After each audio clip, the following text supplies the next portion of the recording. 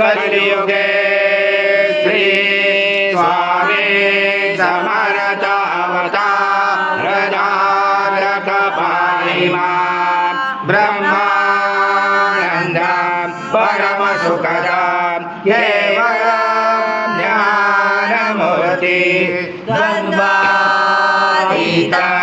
गगनसदृशं तत्त्वमक्षादिलक्षम् एकमेत्यं विमलमचलं सर्वदेशादिभूतं भावातीतं त्रिगुणरहितं सद्गुरुं तं नमामि। गुरुर्ब्रह्मा गुरुर्विष्णुः गुरुर्देवो महेश्वरः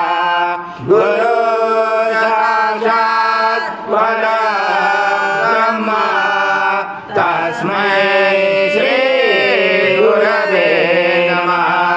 हरि ओम माध्वस्व स्वाहा कृतं भक्ष्यव्यम् अजं सुरामाराजं यज्ञे पदितम् अजं पवित्रं परमं स्नानात् ते परिगृह्यताम्। श्री सद्गुरु स्वामी समर्थ महाराज देवताभ्यो नमः।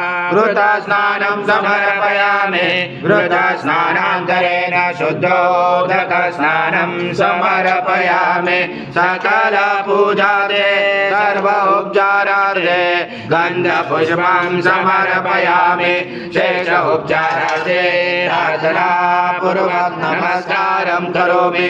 ॐ मधुवाचारुजायते मधुशनते शिवा मधुवाचमेषाचं रुद्राचमेन्द्राचं अग्नेचं वायोचं सूर्याचं चन्द्रमाचं ब्रह्मभुवनम् गणादिपर्वमुच्चार वर्णादि तदनन्तरम् अनुस्वार परतरार्थे विलसनं तारेण रुचितम् एतत्त्वमनुस्वरूपं सकारपूर्वरूपम् अकारो मध्यमरूपम् अनुस्वार शान्तरूपं बिन्दुरूपं नादसन्धानं सहित सन्धि जय गणेश विद्या गणकर चैन चोत् गायत्री छन्द गणपति देवता ॐ गणपते नमः।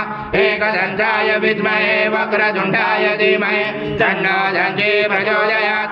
एकदन्तं चतुर्दशं भाजमं कुशधारणं रथं सवर्धमस्य बिभ्राणं जगदजं रक्तं लम्बोदरम् पूर्णब्रह्माय विद्महे परमांसाय धीमहि तन्नं स्वामी प्रचोदयात्।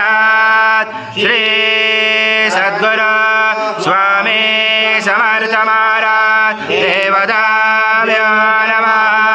मन्त्रपुष्पाञ्जलि समर्पयामि। समर्थ महाराज देवताभ्यो नमः। प्रार्थनापूर्वक नमस्कारं करोमि। हरि ओम तत्सत् हरि ओम तत्सत् हरि ओम तत्सत्। समर्थ श्री स्वामी समर्थ जय जय स्वामी समर्थ महाराज। श्री स्वामी समर्थ जय जय स्वामी समर्थ।